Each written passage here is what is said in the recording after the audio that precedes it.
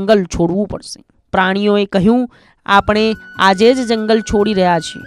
ભલ્લુએ કહ્યું, મારી પાસે એક વિચાર છે. આપણે શેરખાન સાથે મુલાકાત કરીશું અને એક કાયદો બનાવીશું કે તેણે ફક્ત વૃદ્ધ અને બીમાર પ્રાણીઓને જ શિકાર કરવો જોઈએ.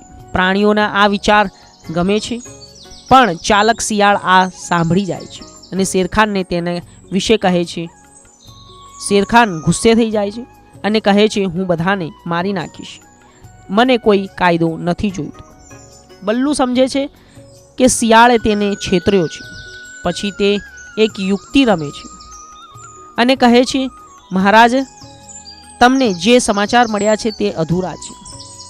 આ બધું શિયાળે એટલા માટે કહ્યું જેથી તેના દાદાને બચાવી શકાય. શેરખાન ગુસ્સે થઈને શિયાળને મારી નાખે છે. મરતી વખતે શિયાળ કહે છે, મારા દાદા નથી. હવે શેરખાન બલ્લુ